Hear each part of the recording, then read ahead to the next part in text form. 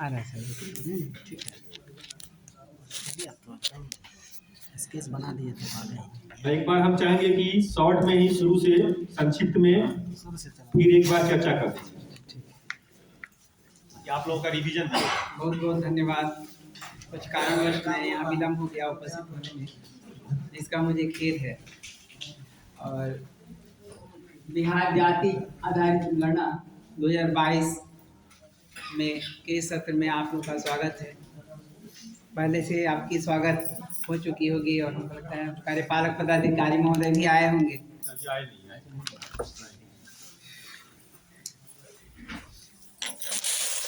बहुत ही सरल काम है हम शिक्षकों के लिए, क्योंकि विभाग की नज़र में हम लोग सर्वज्ञ होते हैं।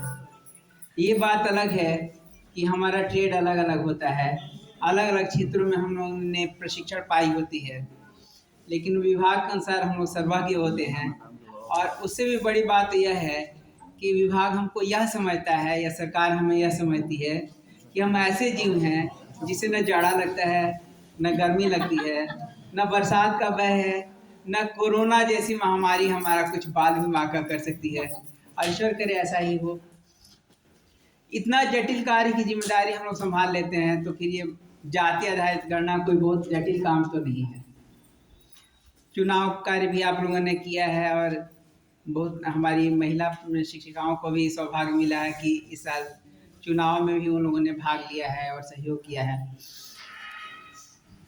सरकार का उद्देश्य इस जाति आधारित गणना का बस एक सामान्य सा है कि हमको जाति आधारित इस राज्य की जनसंख्या का पता चल सके, जिससे विभिन्न योजनाओं में हम आरक्षण या अन्य सुविधाओं को प्रदान कर सके, या किसी क्षेत्र विशेष में किन किन व्यक्तियों की आवश्यकता है, या कितना चुनाव में विधायक, सांसद या फिर और जो भी हो, उनके कितने पद आरक्षित किए जाने चाहिए, यह जानकारी प्राप्त हो सके। सरकारी सेवाओं में अपेक्षित वर्गों का उचित लाभ दिया जा सके, उचित उनका भाग हो, ऐसी सरकार की मंशा है और इसी के लिए यह जाति आधारित गणना प्रारंभ की गई है। अभी तक सुमन सर और धर्मेंद्र सर ने बहुत कुछ आप लोगों को बताया होगा, फिर भी मैं उचित समझता हूँ कि आप लोगों को आपके कार्य के बारे में एक संक्षिप्त जानकारी पुनः दे दूँ। सबसे प्रथम कार्य था आप लोगों का, 4 प्रमुख कार्य आप लोग को सौंपे गए थे। पहला काम था गणना ब्लॉक का निर्धारण करना, वो तो हो चुका है, वो तो हमें करके ही मिला हुआ था। दूसरा कार्य होता है नजरी नक्शा तैयार करना। प्रशिक्षण का अभाव था, फिर भी हम लोगों ने यथासंभव नजरी नक्शा बना लिया है, लेकिन हमारा जो नजरी नक्शा था वह एक रफ स्केचिंग मात्र था।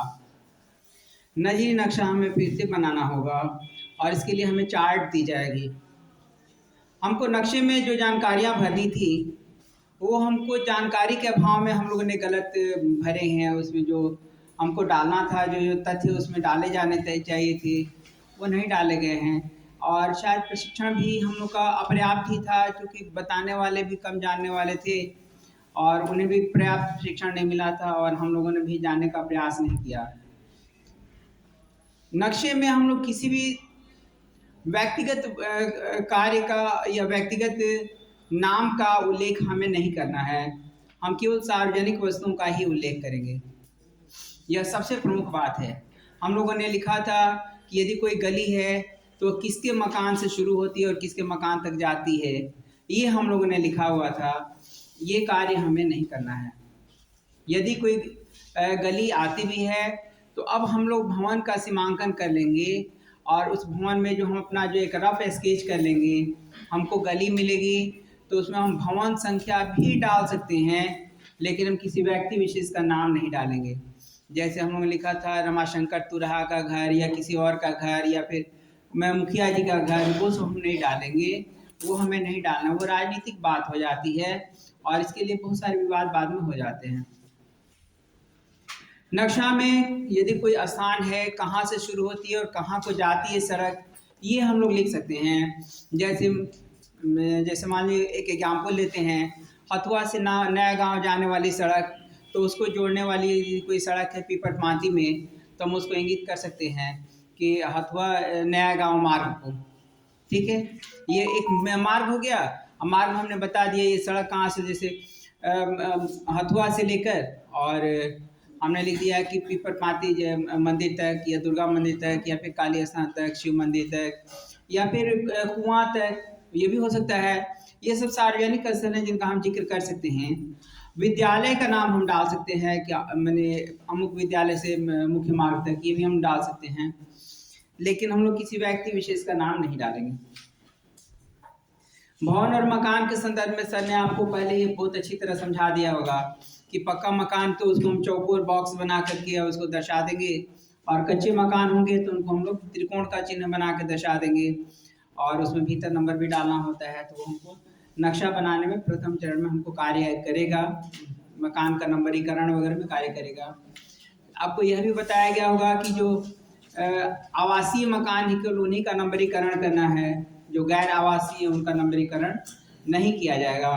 इसके साथ ही साथ आप लोगों को यह भी बताया गया होगा कि गैर आवासीय मकान जो होंगे उनको किन चिन्हों से हम लोग निर्देशित करेंगे, उनको क्रॉस काट करके उसमें, और तब हम उनको ऐसे दर्शा देंगे। ये आपको पहले बताया जा चुका है और इसमें नंबर नहीं पड़ेगा। हालांकि आपके नक्शे में जो संलग्न नक्शा है संभवतः पेज नंबर 33 पर,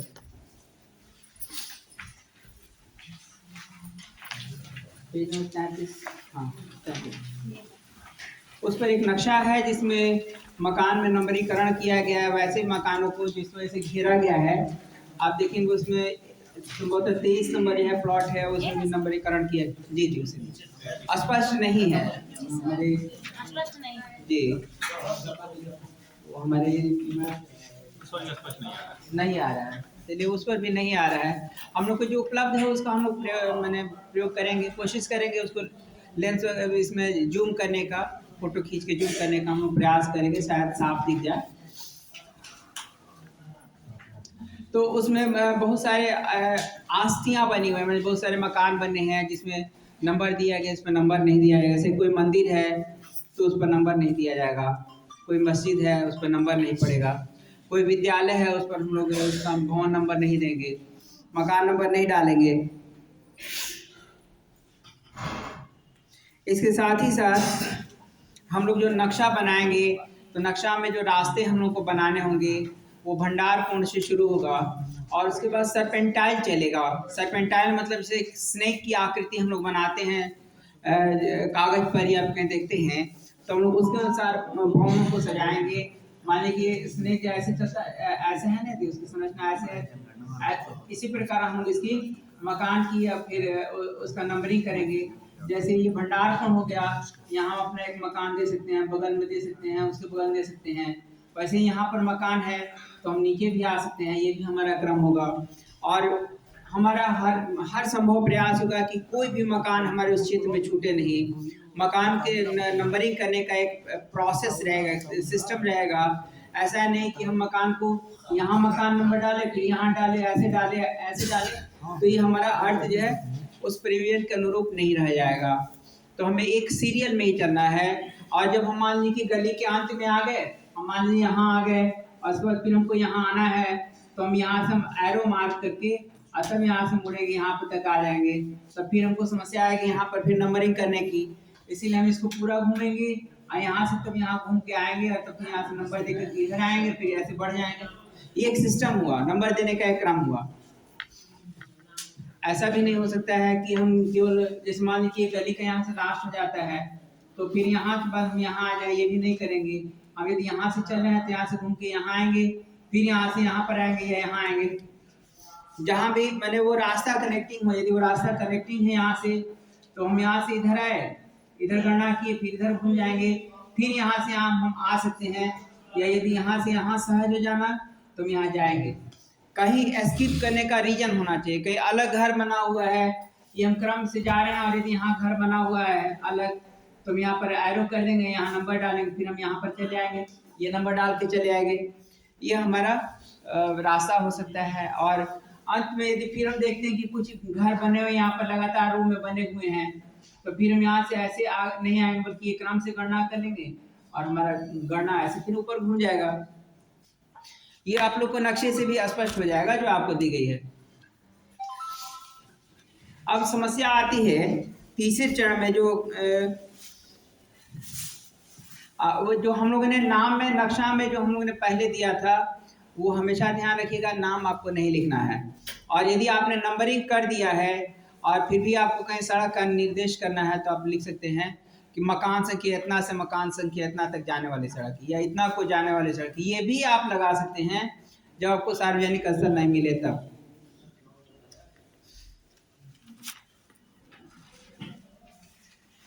मकान का नंबरिंग भी सर ने बताया होगा।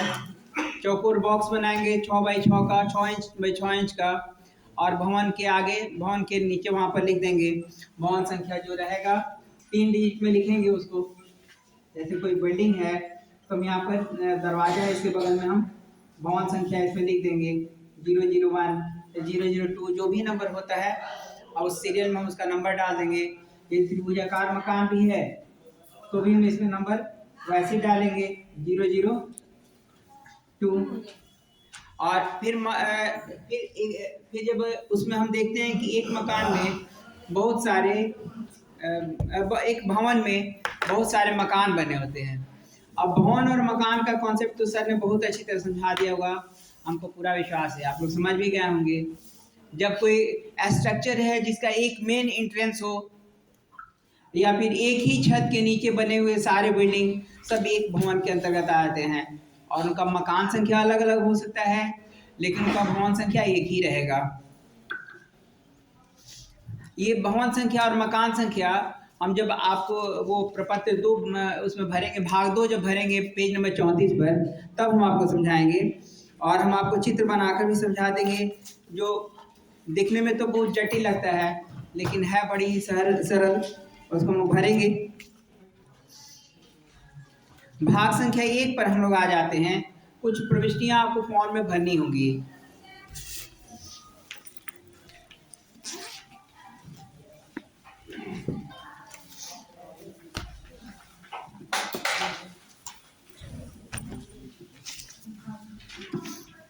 पेज नंबर 34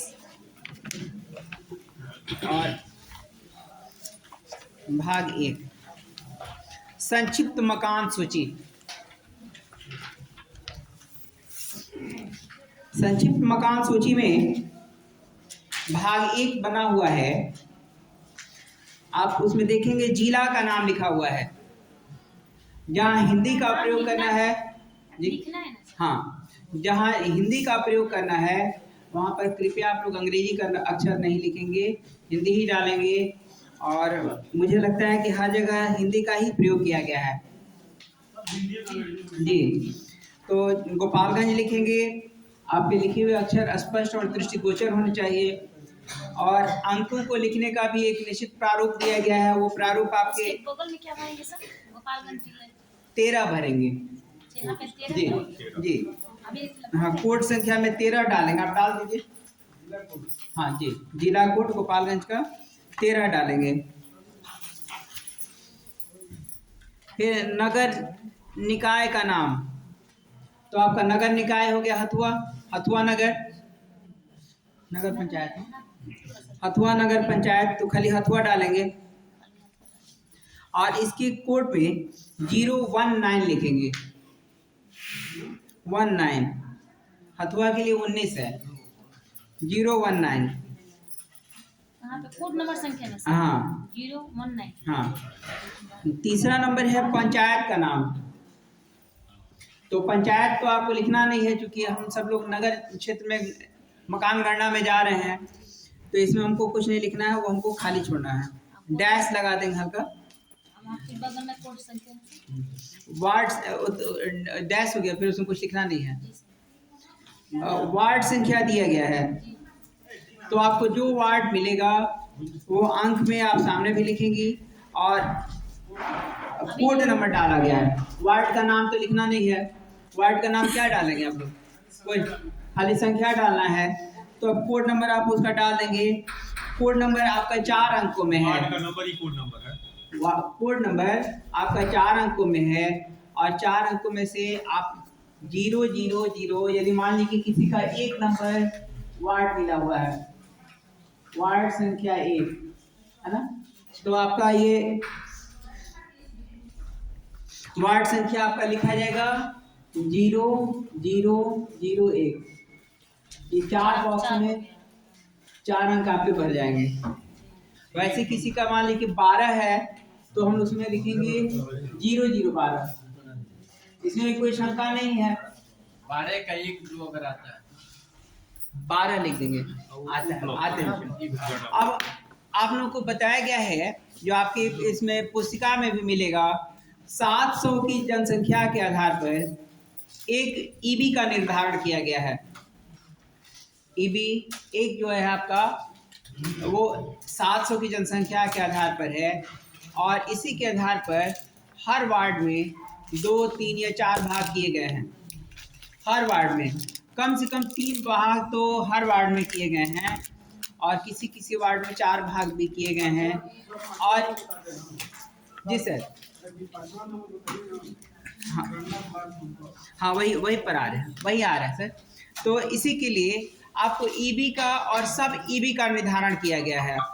तो जब आप 5वां नंबर में आएंगे आप गणना ब्लॉक नंबर, तो आपका गणना ब्लॉक नंबर वही होगा जो आपका वार्ड नंबर होगा। गणना ब्लॉक नंबर आपका वार्ड नंबर ही होगा। तो उसमें भी जैसे मान लीजिए हमने 001 भरा है, तो उसमें भी हमारा गणना ब्लॉक भी 001 ही होगा, और फिर 0012 होगा। अब वार्ड मिलेगा अभी वही ना।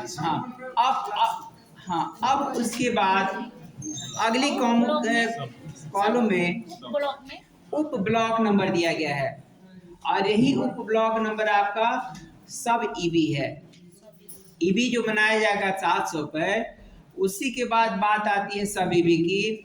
क्योंकि आपको जो अभी गणना करने के जो नक्शा दिया गया था, आपने देखा होगा कि किसी किसी नक्शे पर 1270 आबादी दी गई है, किसी पर 1600 दी गई है, किसी पर 1700 दी गई है, किसी पर 1400 भी दी गई है, और उसी के आधार पर निर्धारण किया गया है। लेकिन यह जनसंख्या जो ली गई है, जो आंकड़ा लिया गया है, सो 2011 का है, और अभी 2021 चल रही है। आनुपातिक रूप से 30% को इंक्रीज करते हुए सब ईबी का निर्माण किया गया है, और विश्वास किया जाता है कि हर आदमी को, जो हर प्रगणक को 700 से ज़्यादा क्षेत्र नहीं मिले हैं। और ये पर्यवेक्षक महोदय की भी स्पष्ट जिम्मेदारी है कि वह देख लें कि किसी भी पर्यवेक्षक को, किसी भी प्रगणक को 700 से अधिक का क्षेत्र नहीं दिया जाए। और इसी के लिए हमें रफ वर्क में कुछ काम करने होंगे। आपको सुमन सर ने बताया भी होगा कि यदि क्षेत्र मिलता है, आपको यदि नजरी नक्शा बनाना है, तो आप पहले उसका एक रफ स्केचिंग करेंगे। क्योंकि आपको जो फाइल दी जाएगी, जो पेपर्स दिए जाएंगे, वो आपको दोबारा नहीं मिलने वाले हैं, और उसमें कोई ओवर राइटिंग भी नहीं स्वीकार की जाएगी, कोई कटिंग भी स्वीकार नहीं की जाएगी। यदि आप एक पन्ना खराब कर देते हैं तो सीरियल नंबर खराब हो जाएगा, और आपको उसका कारण भी देना पड़ेगा। और इसीलिए आप पूरा प्रयास करेंगे कोई गलती नहीं हो एकदम। और इसके लिए सबसे बड़ी जिम्मेदारी है कि आप जो काम करेंगे वो कटिंग से रहित हो। बहुत ज़्यादा घर की गणना आपको नहीं करनी है, मकान की गणना नहीं करनी है, मात्र 700 लोगों की करनी है। और यदि एक घर में 4 से 5 लोग रहते हैं, 400 से 500, हाँ, यदि एक मैंने घर में 4 से 5 लोग रहते हैं, तो आप अनुमान लगा सकते हैं कि 15, 25, 75, 750 हो जाता है। आपको 150 घरों की भी गणना नहीं करनी है। आपको मुश्किल से 130 से लेके 160 के बीच में घरों की गणना करनी है, और उतने घरों की भी गणना नहीं करनी पड़ेगी, इसलिए कि कई घरों में एक छोटे से घर मकान में बहुत सारे परिवार भी रहते हैं। और ये आपको जब उसमें गणना में जब भरना पड़ेगा प्रपत्र, तो आपको आसानी से समझ में आ जाएगा कि आपको घरों की गणना 130 और 140 से ज़्यादा जानी नहीं है, और 700 भी हो सकता है कि आपको गणना नहीं करना पड़े। इसी के आधार पर आपके हर वार्ड में कुछ सब ईबी का निर्माण भी किया गया है, और सब ईबी का निर्माण किया गया है। जैसे मान लीजिए 8 नंबर वार्ड में 3 हो गए, 8 हो गए, 8 1 हो गए, और 8 2 हो गए। मान लीजिए 3 क्षेत्र बना दिए गए, तो अब हमको जब भरना होगा तो हम वहां पर जो सब ईबी है, ईबी में तो हमने भर दिया, मान लीजिए कि ईबी हो गया, वो हमने भर दिया 0008, और जो सब ईबी भरा जाएगा सब ईबी, अर्थात यहाँ पर दिया गया है उप ब्लॉक संख्या, तो इसमें आप भरेंगे, केवल 2 अंक दिए गए हैं, इसमें भरने के लिए 2 बॉक्स दिए गए हैं, एक में 0 भरेंगे, और जैसे कि आपकी परिस्थिति आती है, यदि आपको केवल 8 नंबर वार्ड का 8 नंबर ईबी दिया गया है, तो आपका सब ईबी क्या हो जाएगा 00। यदि किसी को 8 नंबर का 1 नंबर दिया गया है, तो आपका सब ईबी क्या हो जाएगा 01। किसी को 2 नंबर सब ईबी दिया गया है, तो 02 डालेंगे, बहुत होगा तो 03 डालना होगा, जिसमें 4 जिस ब्लॉक में 4 क्षेत्र बनाए गए हैं, सब ईबी हो गए हैं, उसमें 03 तक जाएगा, और विश्वास करते हैं कि किसी को 03 के बाद 04 नहीं मिला होगा। इस प्रकार हमारा ऊपर वाला भाग का काम कंप्लीट हो जाता है। नीचे भरना है गणना उपगणना, ब्लॉक की संख्या, परिवार संख्या, इतना से इतना तक।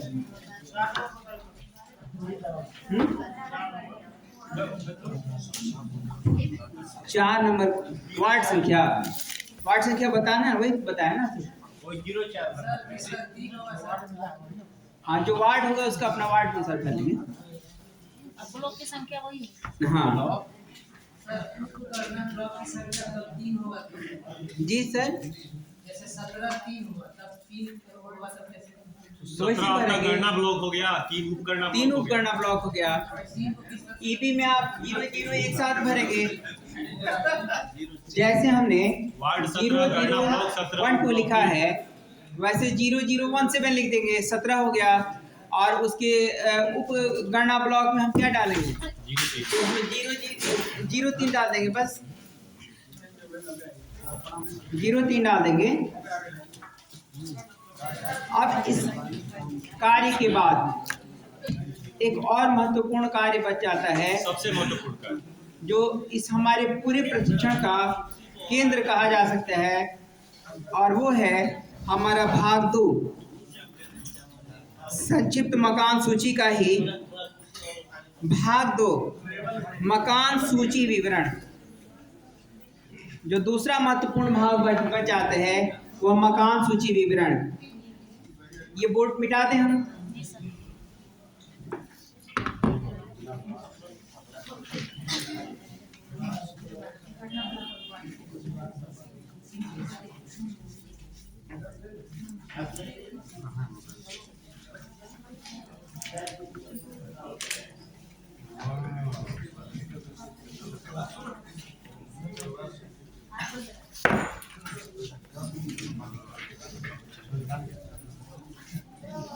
अब हम देखते हैं संक्षिप्त मकान सूची भाग 2 पर आते हैं, और भाग 2 में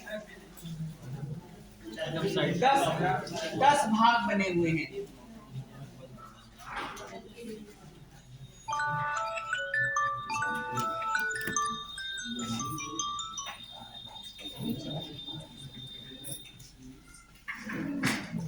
ये सूची आप बोल कर बता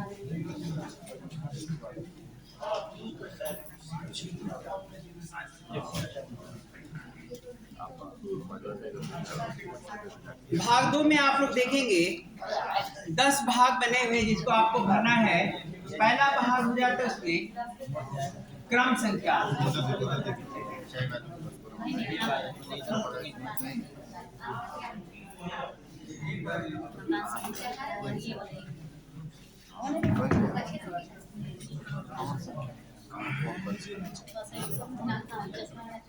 तीसरा मकान संख्या, चौथा है किस उद्देश्य से मकान का उपयोग किया जा रहा है,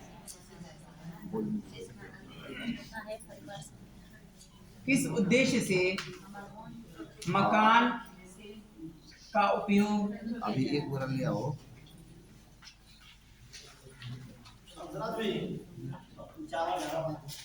परिवार संख्या,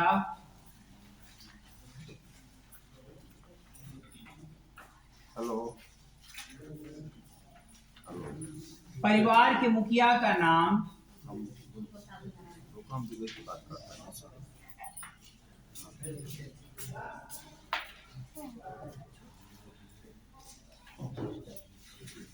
परिवार के मुखिया का नाम, परिवार के कुल सदस्य की संख्या,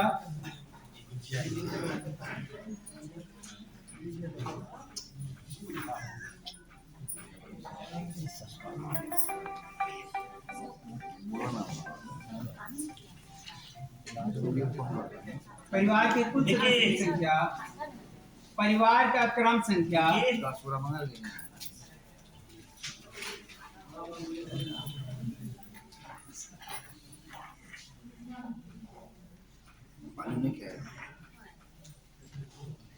दौरे की तिथि,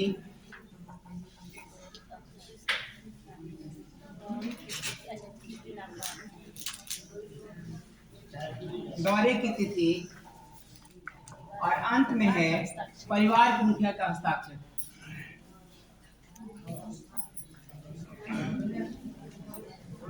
चाय असम ठंडा हो गया, ठंडा हो गया।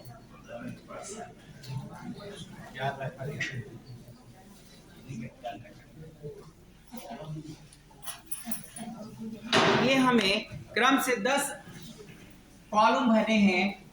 1 2 3 4 5 6 7 8 9 और ये 10।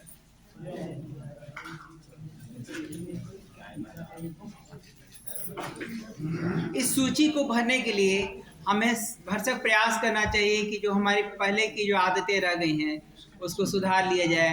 वैसे भी कहा जाता है बूढ़ा तोता पूछ नहीं मानता। आदत हमारी जो बन गई है बड़ी मुश्किल से सुधरती है, लेकिन सुधारना पड़ेगा, अन्यथा हमें बड़ी परेशानी में हम लोग फंस जाएंगे। नहीं लगाना है सर, ये नहीं लगाना है, व्हाइटनर नहीं लगाना है, इसलिए हमें ध्यान रखना होगा। हमें दूसरा फॉर्म भी नहीं मिलेगा और व्हाइटनर लगाने की नौबत आएगी तो हमारा फॉर्म खराब हो जाएगा। और हमें नहीं, पहले हम जो कुछ भी भरेंगे ये बहुत ऐसे कॉलम नहीं है कि जो हम आसानी से नहीं भर सकते हैं। हम एक कॉपी पर भी इकट्ठा कर सकते हैं, जो जरूरत तथ्य हैं हम कॉपी पर भी रफ कर सकते हैं और घर जाके इत्मीनान से हम उसको भर लेंगे। हमें बहुत ज़्यादा घरों का कोई गणना नहीं करना, परिवार सब आदमी का मेंबर का नाम भी नहीं लिखना है। हम केवल परिवार के मुखिया का नाम लिखना है। ये भी नहीं है कि हम पूछेंगे एक एक आदमी से कि उनके तो अपने बेटी का नाम बताओ, अपने पतों का नाम बताओ, अपने भतीजा का नाम बताओ। मुखिया का नाम और मुखिया का नाम लिखेंगे और से पूछेंगे कितना आदमी घर में रहते हैं, हमारा काम खत्म। सिर्फ मुखिया का नाम रहेगा और की संख्या बस वो सामने लिखा हुआ है सर, वो मिलेगा आपको। ये फर्स्ट पेज में, सेकंड पेज में सब पर है। अब हम देखते हैं कि हम मकान सूची को भरेंगे कैसे।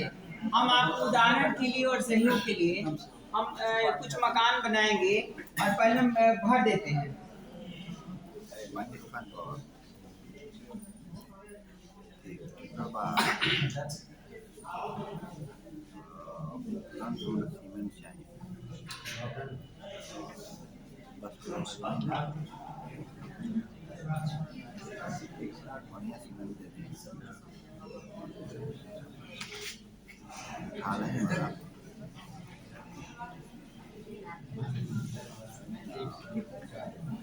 हम यहाँ 10 मकानों का एक लिस्ट देते हैं आपको और हम आपको मकान बना के समझाते हैं किस मकान में क्या क्या हमारी विशिष्टीकरण कैसे भरी जाएगी। हमने मकान बनाया, हमारा मकान हो गया उदाहरण के लिए मकान संख्या 1, भवन संख्या 1।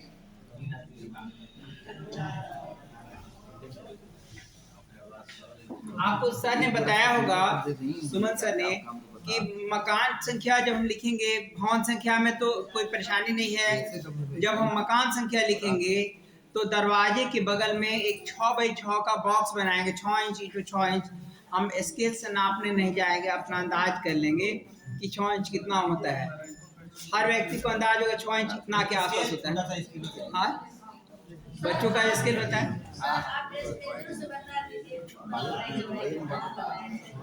हमारे इसकी अरे 6 इंच आप नाप लेंगी।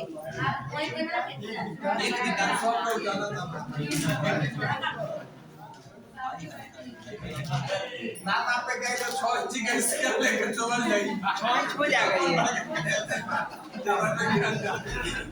हो जाएगा। मान लीजिए लाल रंग की स्याही मार्कर आपको दी जाएगी और इसमें आप लोग आराम से इसमें 6 बाई 6 का स्केच करेंगे और इसमें आप लिखेंगे गण और 001 ये आप लिखेंगे और भवन नंबर पर जो आपका घर होगा भवन पर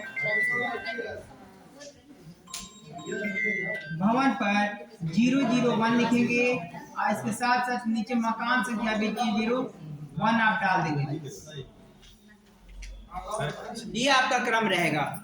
और इसे कोटेशन बनाएंगे सर? हाँ हाँ वो तो बनाएंगे, भवन पर बनाएंगे। और जो नीचे बनाए हाँ हाँ वो भी रहेगा। हाँ भवन पर जब जाएंगे हम, हाँ ये गढ़ हमने लिखा है, गढ़ लिखे हैं, लेकिन यहाँ नहीं गणना मकान, गढ़ माने गणना मकान। में लिखा गया था। और ये रहा हमारा दरवाजा, दरवाजे के बगल में हम ये बनाएंगे और ये हमारे मकान का। दरवाजा इधर कैसे आ जाएगा सर? अब ये तो नीचे हो गया ना, हमने बताया कि मकान है यदि यदि मकान है तो मकान के पहाड़े ना ऊपर लिखेंगे और 001 लिखेंगे। हाँ इस बार ये रूम हो गया, ये मकान है मेरे, हाँ, तो मेरी दरवाजा हो गया, उसको वहाँ पे 6 बाई इसके बना के 001 लिखेंगे। ये दरवाजा हो गया मकान ये का। दरवाजा हो गया मकान हाँ। का। मान लीजिए बाहर तो जो आप 6 बाई 6 का बोले हैं हाँ। वो हम लिखेंगे। हाँ। फिर नीचे वाले क्या लिखेंगे? नीचे जो है मकान संख्या लिखेंगे। आपका जब मकान यदि बहुत बड़े कैंपस में है जिसमें एक साथ कई मकान बने हुए हैं, वैसी हालत में आपका भवन नंबर अलग होगा और मकान नंबर भी आपको अलग देना होगा। भवन नंबर तो आप बाहर दे देंगे पूरे बिल्डिंग के बाहर, और मकान नंबर आपको मकान पर देना पड़ेगा। अभी हम लोग पहले भवन और मकान का कंसेप्ट समझ चुके हैं कि एक भवन में कई मकान हो सकता है। वो गेट के आधार पर अब हम इसको विकास मिटा रास्ता देते हैं, कितना इसकी है और हमको परिवार बहुत ज़्यादा आवश्यकता नहीं है। अभी हम लोग ये कॉलम भरेंगे, ये तो हमारे जो है द्वितीय वस्तु हो गया। पहले ही जो हम लोग मकान में गणना का कार्य करेंगे तुमको ये नंबरिंग देना पड़ेगा। अब हम आते हैं भवन और मकान का कॉन्सेप्ट देख रहे हैं। उनको कुछ आवश्यकता थी, उनको जाना मजबूरी थी। एक बार गाड़ी भवन उनकी स्कूल में बंद है, स्कूल 4 बजे बंद हो जाएगा। एक बार भवन और मकान फिर बताइए, लग रहा है फिर आएंगे इसमें पता नहीं। अभी हम आपको पुनः बताएंगे, पहले हम इस चार्ट को भर लें और हम आपके लिए मकान और भवन का दिया जो कॉन्सेप्ट है ना उसको क्लियर कर लें, तब हम लोग आगे बढ़ेंगे।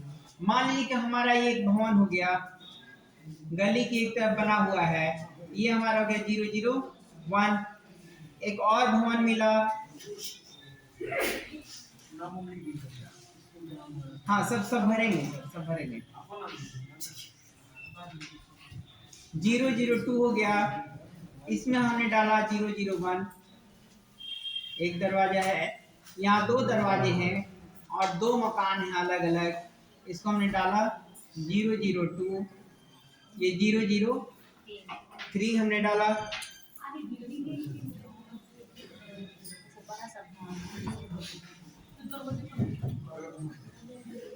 एक और मकान मिला,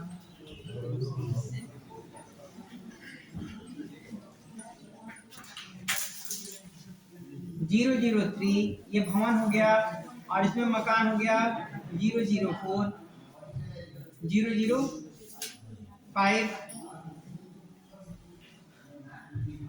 इतना पहले भर लेते हैं, तब हम लोग फिर आगे बढ़ेंगे।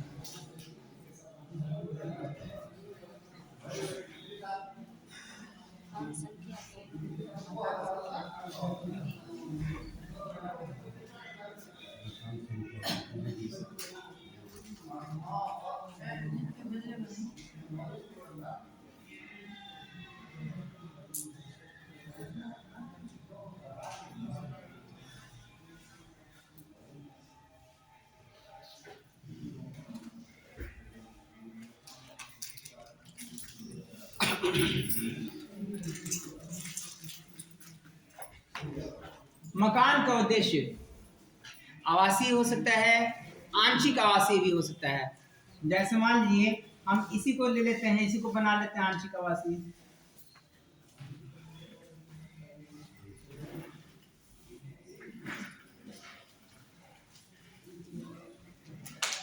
इस मकान को हमने बना दिया आवासीय। अब आंशिक आवासीय हमको जब बनाना होगा तो ये निश्चित रूप से इसमें कोई और कार्य भी संचालित हो रहा है। हो सकता है नीचे दुकान भी हो सकता है ऊपर मकान में रह रहे हो और नीचे दुकान भी चलता हो। आंशिक आवासीय का उद्देश्य है कि सरकार के राजस्व की क्षति नहीं हो। ऐसा नहीं हो कि कोई मकान बना हुआ है और सरकार का राजस्व भी उसमें नष्ट हो रहा है और सरकार के उसको मकान के उद्देश्य से रिहायशी मकान के रूप में उसका टैक्स कम ले रही है। जब आवासीय होगा तो उसका टैक्स भी बढ़ेगा। हम बताते हैं सर, अभी जब भरेंगे हम चार्ट समझ में आ जाएगा आपको। और ये हो गया आवासीय हो गया, ये भी मानिए आवासीय। हालांकि हमको सब में लिखना है, ध्यान रखें। दुकान रहेगा तो उसको आंशिक आवासीय रखेंगे, सिर्फ दुकान, उसमें सिर्फ उसके दुकान तो गैर आवासीय तो उसका नंबर नहीं डालेंगे, नहीं करेंगे। उसका गणना नहीं।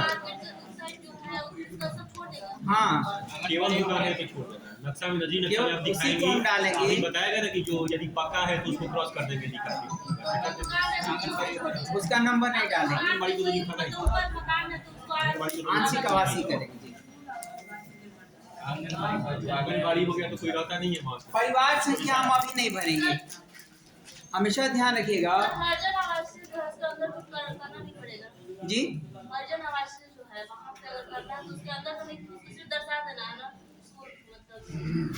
दिखा देना। हरिजन आवासीय, ठीक कहा आपने। हरिजन अंबेडकर आवासीय विद्यालय है, तो अंबेडकर आवासीय विद्यालय में कोई व्यक्ति अस्थायी रूप से नहीं रहता है।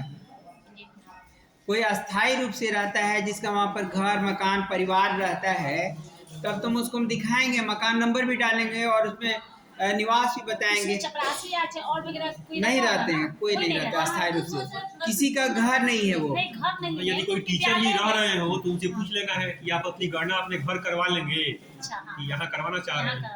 यदि वो वहाँ गणना करवा लेते हैं तब फिर उनको घर पर गणना नहीं करवाना पड़ेगा। तब जब वो टीचर वहाँ रहते हैं परिवार के साथ तो हम उसमें आंशिक आवासीय में डाल देंगे। वो विद्यालय है, सामान्यतः स्कूल में हमको मकान नंबर नहीं देना है, लेकिन उस स्कूल में कोई रहता है तब वो आंशिक आवासीय होगा। मंदिर अगर होगा तो सिर्फ मंदिर दर्शा देंगे। हाँ, मान लीजिए पुजारी रह रहे हैं अस्थायी रूप से, तो फिर उसको भी आंशिक आवासीय करेंगे। हाँ, हमारे इस कोटि में आंशिक आवासीय हम भरेंगे। अब उसके बाद आता है परिवार संख्या। अब मान लीजिए कि इस परिवार इसमें केवल एक ही परिवार आता है। परिवार के मुखिया का नाम मान लीजिए कि कमल हमने डाल दिया, कमल अपने वहाँ पर रहते हैं उसमें। और परिवार के सदस्य की संख्या मान लीजिए 2 लोग रहते हैं, पति पत्नी। परिवार का क्रम हमेशा 1 होगा, एक ही परिवार रहता है, परिवार का क्रम 1 रहा। और इसको भरने के बाद यहाँ हम भरेंगे 1। दूसरा हम देखते हैं, दूसरा नंबर मकान और भवन भी दूसरा नंबर हो गया ये। अब इस दूसरे नंबर भवन में मकान संख्या 2 है जो आवासीय है, और इस आवासीय मकान में 2 लोग रहते हैं। मान लीजिए इसमें रामू रहते हैं और इसमें भी परिवार में 2 मेंबर हैं, तो यहाँ भी हम नंबर डालेंगे परिवार का क्रम संख्या 1। और ये केवल एक परिवार है, इसलिए इसको भरने के बाद तब हम यहाँ नंबर डालेंगे 1। फिर हम देखते हैं दूसरे ही मकान में तीसरा परिवार रहता है। दूसरे ही मकान में तीसरा भवन, दूसरे भवन में तीसरा मकान है। भवन संख्या 2, एक ही छत के नीचे ये पूरा कनेक्टेड है, एक ही घर था, उस घर में 2 भाग हो गए। तो ये दूसरे नंबर मकान में हम इसमें नंबर डालेंगे मकान संख्या 3। पहला मकान, दूसरा मकान, ये तीसरा मकान हो गया। तीसरा मकान भी हमारा आवासीय हो गया, जिसमें ये हम डैश देंगे नहीं, हम लिखेंगे स्पष्ट आवासीय, लेकिन ये साफ साफ हो और सुविधाजनक हो, ज़्यादा घना नहीं, उसमें इसको छोड़ रहे हैं। ये भी हमारा हो गया।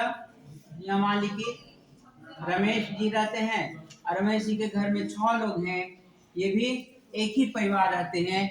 यहाँ भी हमने नंबर डाले और यही नंबर हम यहाँ भी डालेंगे। तीसरा नंबर मकान में आते हैं, भवन संख्या 3। ये भी हमारा हो गया मकान संख्या कितना, भवन संख्या 2 नंबर की हुआ। मकान बढ़ा, भवन वही रहा। अब हम तीसरे नंबर भवन में जब एंट्री करते हैं, उसमें हमने गणना किया तो आकर के एक आदमी बताते हैं कि हमारा नाम मोहन है। मोहन ने अपना परिवार संख्या गिना दिया कि हमारे परिवार में 3 लोग रहते हैं। हमारे परिवार में अच्छा इधर गलत है। हमारे परिवार में 3 लोग रहते हैं और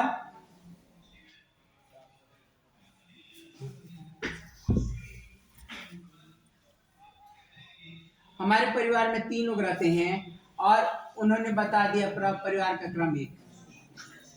अभी जब तक इन्होंने लिखवाया ही था, कहीं से भनक लग गई, सोनू महाराज पहुंचे, हाँ ये अपन घर के नाम लिखवा देना, हमारे छोड़ देना। हाँ घर छोड़ के कहाँ जाइएगा, आप काम करना है तो आप उनको छोड़ के कैसे जाइएगा। वो आपको तो झगड़ा विवाद में पड़ना नहीं है।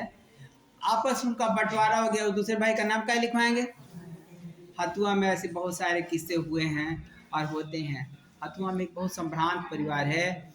बहुत बड़े भाई ने बहुत कुछ किया धरा, और जब वो मर गए, उनके छोटे भाई ने, वो भी प्रतिष्ठित व्यक्ति हैं, उनके 2 छोटे भाइयों ने सारा संपत्ति अपने नाम से लिखवा दिया। बेचारे बड़े भाई के जो बच्चे थे, जिन्होंने सब कुछ इकट्ठा किया, जिनके बल वर्चस्व पर सब कुछ स्थापित हो पाया, अपना संपत्ति के लिए घूम रहे हैं, दर दर की ठोकर खा रहे हैं, कभी केस में जा रहे हैं, कभी कहीं और किसी के गुहार लगा रहे हैं। जो भी हो, उनके पास सामर्थ्य भी हो, तो भी थोड़ी परेशानी में तो फंस गए। यदि उस भाई का भी नाम पड़ा होता तो शायद उनका मकान में हिस्सा होता और हकीकत के लिए लड़ना नहीं होता। दाखिल खारिज हो गया केवल 2 भाइयों के नाम से। विवाद चल रही है, पता नहीं कब विवाद फरी आएगा। अभी तो फिलहाल वो लोग परेशानी में हैं। तो ये हम लोग को ये विवाद नहीं खड़ा करना है।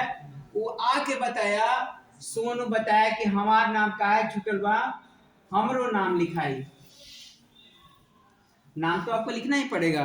अब वो बताया अपने परिवार के मेंबर्स की संख्या कि हमारे 4 आदमी रहते हैं।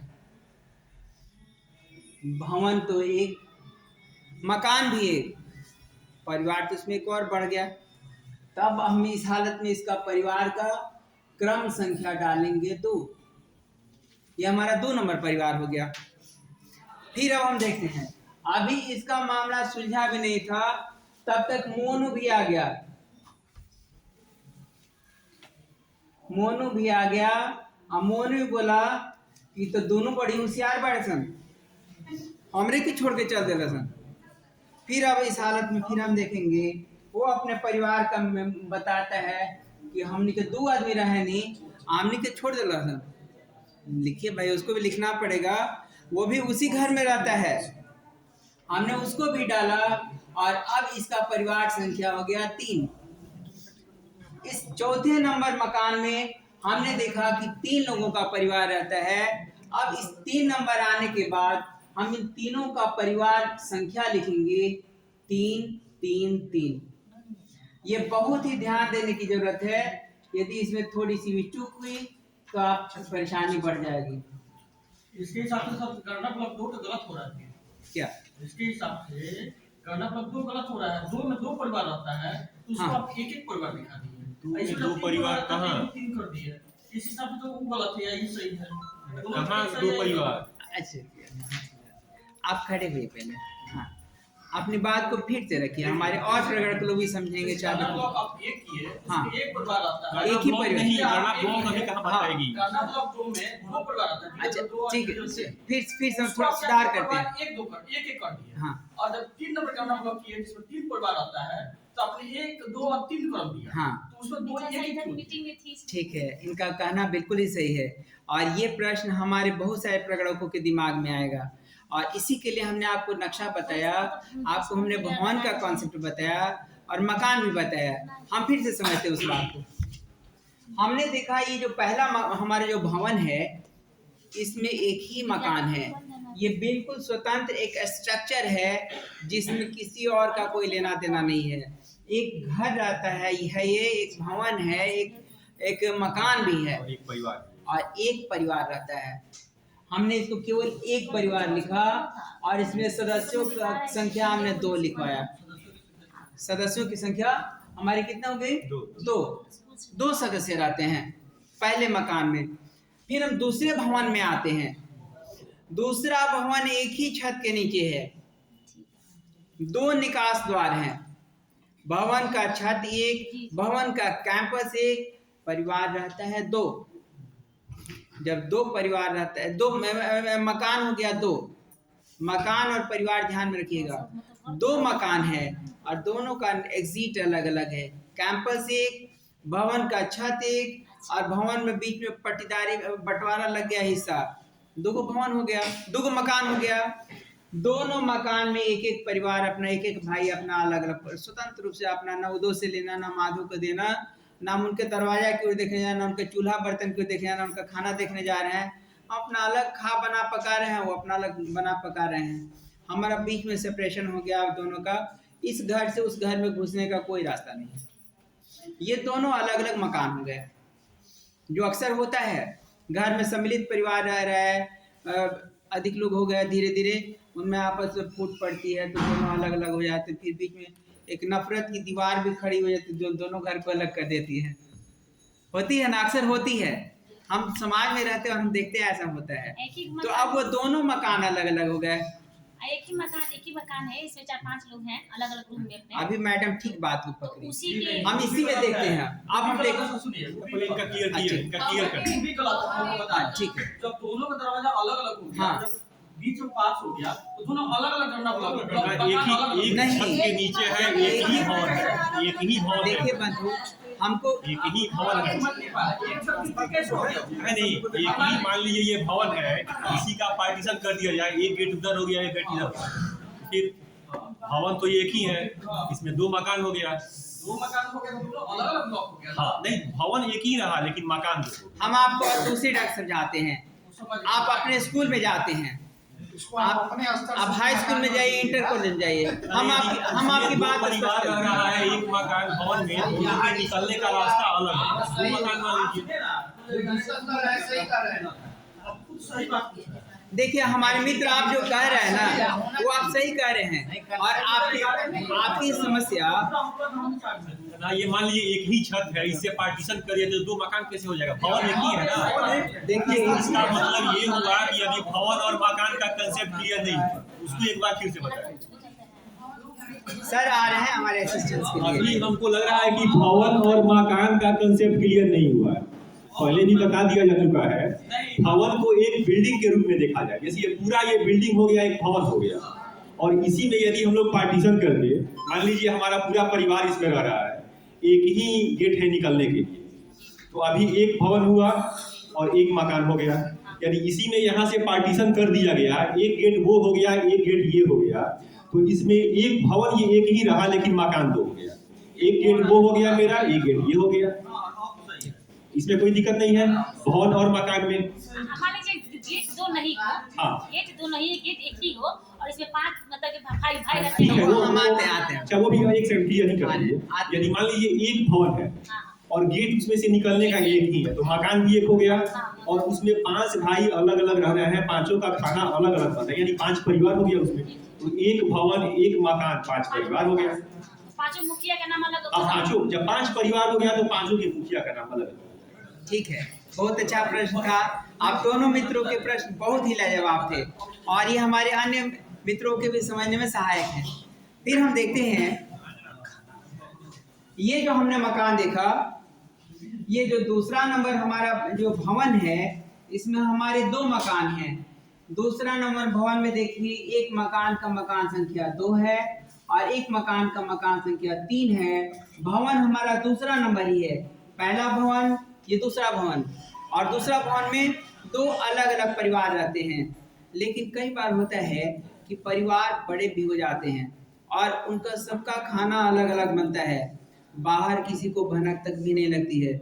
और आपको ध्यान रखना होगा, आपको ध्यान रखना होगा कि आपको जिस कार्य के लिए भेजा जा रहा है, बहुत लोगों की गोपनीय जानकारी आपको प्राप्त होगी, लेकिन आप इसको किसी दूसरे को शेयर नहीं करेंगे। ये आपका सार्वजनिक दस्तावेज नहीं है, अभी ये आपका व्यक्तिगत दस्तावेज है जो केवल विभाग को भेजा जाना है। आप गांव में किसी को नहीं बताएंगे कि उनके घर में कितने परिवार के सदस्य हैं या कौन कौन रहता है, कौन नहीं रहता है। और ये पूर्णतः जिम्मेदारी आपके ऊपर परिवार के मुखिया की, वो जो कहेंगे वो आपको मानना पड़ेगा। वो कहते हैं कि आप देख रहे हैं घर में 2 आदमी रहता है, तो वो कहते हैं कि ना लिखी ना हमारे घर में 7 आदमी रह रहे, आपको लिखना पड़ेगा। यदि 7 आदमी रहते हैं, कहते हैं कि हम 2 आदमी रहे नहीं, आप देख रहे हैं कि और भी लोग आते हैं जाते हैं, आपको 2 आदमी ही लिखना पड़ेगा, 7 आदमी नहीं लिखना पड़ेगा। नहीं लिखना पड़ेगा। हो सकता है हम क्या घूमने के लिए आया हूँ, उनका अतिथि हो, कहीं भी तो हो सकता है सर कि वो नाम उनका नहीं ले, अपने भाई के नाम नहीं लिखवाना चाहते हो। लेकिन आप जब आप जाएंगे, अभी हमने बताया ना कि ये जो आपके जब एक आदमी का जब नाम लिखना लिखा पढ़ी वाला काम हो रहा है, तो घर में यदि 3 परिवार है तो एक आदमी को भनक लगा तो दूसरे की बीवी पतो जाके जरूर अपने मालिक से कहिए तू ये बैठल सब घर लिखा गए दूसरा के नाम है ना। वो आएंगे और ये कॉन्सेप्ट आपका शुरू होगा, आपको लिखना पड़ेगा। फिर हम देखते हैं इस तीसरे नंबर भवन में हम जो चौथा नंबर मकान की गणना कर रहे हैं। हमने गया, जैसे आपने अभी कहा कि उसमें गए, एक आदमी पूछ रहा है, उन्होंने लिखवा दिया कि 3 आदमी रहते हैं, और दूसरा भाई आके बोला कि ना हमने कहा छोड़ो सब, हमरो नाम लिखाई, हमरो हिस्सा बा। लिखिए, आप हिस्सा बंटवारा थोड़े करेंगे हैं, आपको लिखना है परिवार में कौन कौन रहते हैं, ये लिखा गया। तीसरा भाई मोनू भी आके लिखवा दिया। और अब हम देखते हैं कि इन सबका भवन संख्या क्या होगा। इन सबका भवन संख्या 3 होगा। इन सबका मकान संख्या 4 होगा। उनका अलग मकान नहीं है, उसी मकान में रहते, उसी घर में रहते हैं।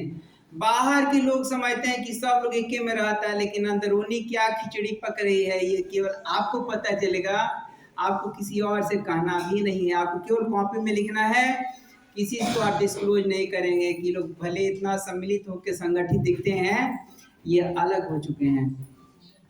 सब थोड़ा सा यहाँ बता देते हैं परिवार की क्रम संख्या। वहाँ बताएं कि सोनू बोला कि मेरे परिवार में 4 आदमी हैं। हाँ, हम लोग फिर 2 जो बोला क्रम संख्या हमारे 2 है, तो फिर वहाँ 3 कैसे हो गया? 2 नहीं होगा, अभी वो लिखवा ही रहा था जब तक फिर उसकी छोटा भैया की बीबी भी दौड़े दौड़ के सुतल रह, तार सब संपत्ति लिखा गए दोनों भाईवन के नाम है, तो लेत रही है तू अपन हिस्सा। तो वो आएगा दौड़े दौड़े, ए मार्टिनो था कहीं हे तू लिखा नाम लिखा, हमारा नाम ना लिखाई, नाम उनको लिखाई। और उनका मकान नंबर परिवार संख्या उनका 3 होगा। उनका भी परिवार संख्या हम डालेंगे, परिवार संख्या उनका तो बताएंगे तब ना सर कि हमारे परिवार में 3 आदमी हैं। नहीं, 2 आदमी रहते हैं। परिवार के सदस्य की कुल सदस्य की संख्या 2 आदमी रहते हैं। परिवार की क्रम संख्या 3 है। क्रम संख्या 3 होगी। पहला ये ध्यान रखेंगे कि प्रत्येक मकान के लिए परिवार की क्रम संख्या 1 से शुरू होगी।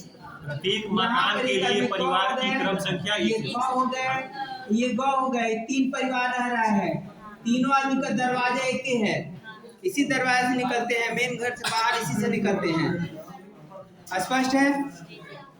तीनों लोग अपना मकान के भीतर, भवन के भीतर जो मकान है, मकान में तीनों आदमी अलग अलग रहते हैं। किसी से किसी को मतलब है नहीं मतलब है, खाना एक बनता है नहीं बनता से मतलब नहीं है।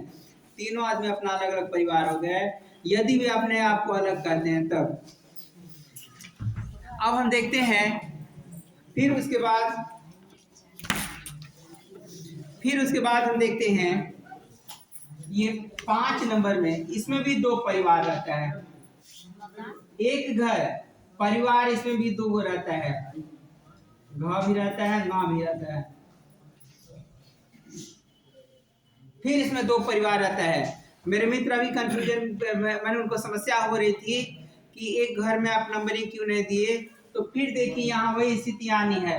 भवन संख्या 3 ही रहा और मकान संख्या 5 का 2 हो गया, 2 परिवार इसमें रहता है।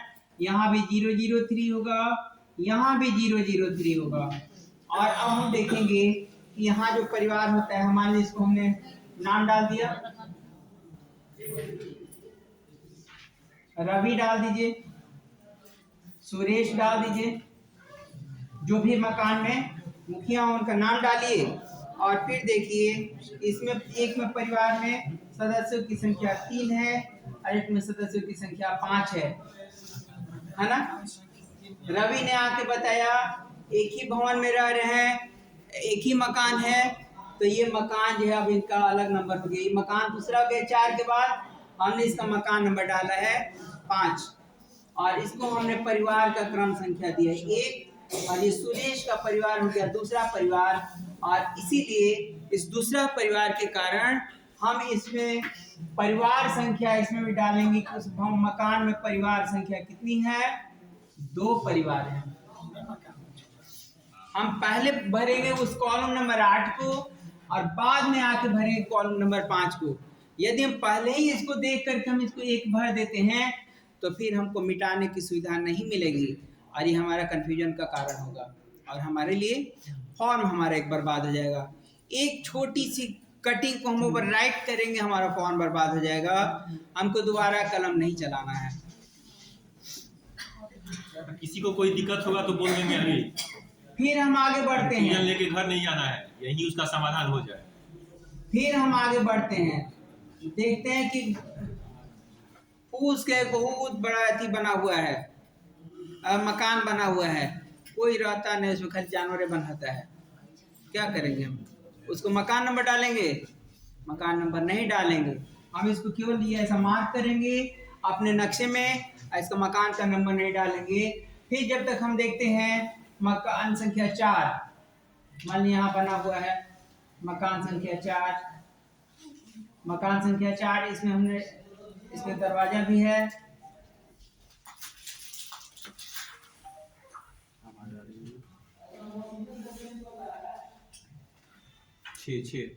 छः हो गया।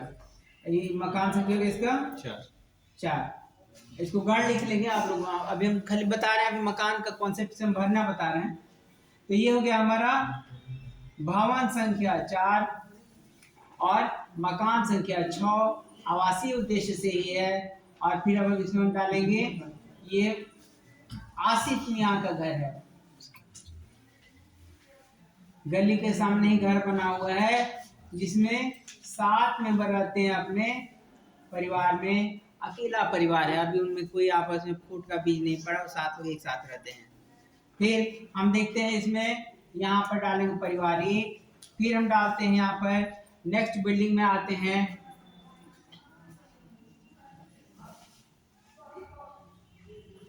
बिल्डिंग नंबर 5 और इसमें विवाद में क्या पड़े जगह का। चलिए इसको एक ही घर बनाते हैं, 2 कमरे का एक ही घर है। इसमें एक जगह नंबर डालेंगे 007 हो गया हमारे। भवन नंबर 5,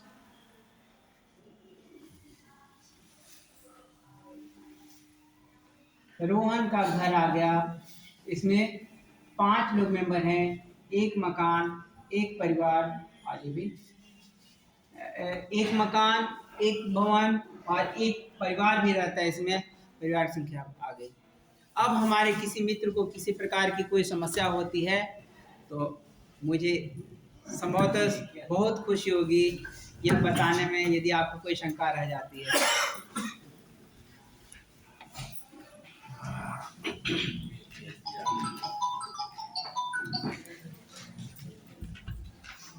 कुछ बोलिए आप लोग, इतना आसान नहीं है समझना।